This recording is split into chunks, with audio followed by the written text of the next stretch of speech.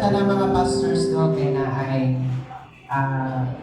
gamay nga message, poetry, or poem na para sa mga pastors.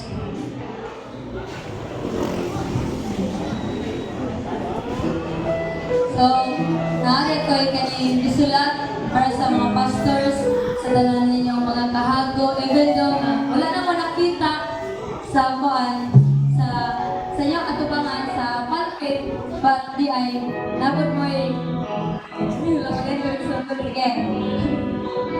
Sige.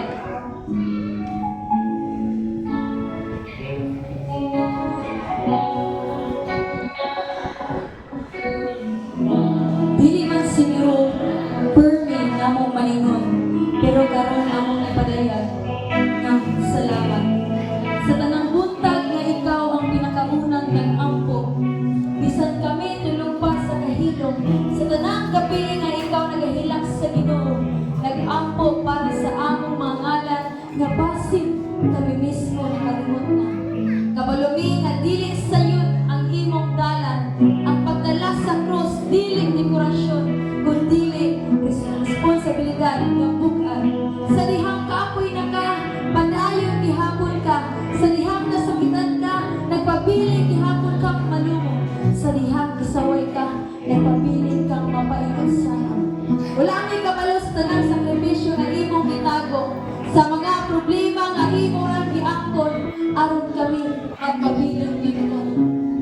Ikaw ang nagbarog sa atubangan, samtang ikaw mismo naging mag-away sa sulod. Ikaw ang naghatag ng paglaom, bisan usahay, ikaw nang hinahanglan usab ng kusog. Ang imong kahagop dili makawang, ang imong mga luha gitipid sa Ginoo.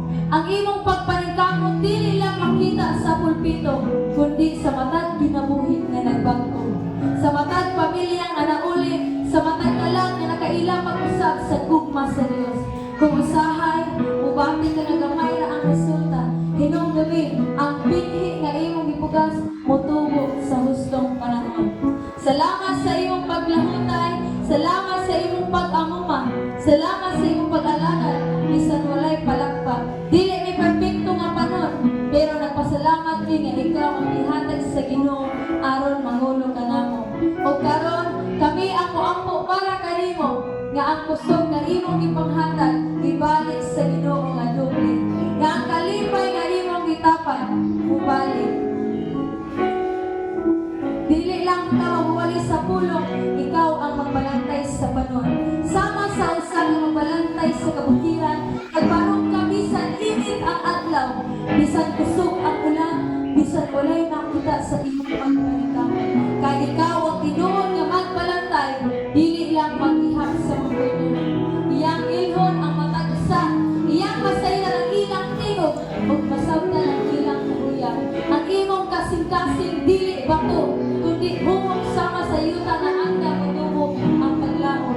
Kung adunay mawala sa dalan, ikaw ang mangita.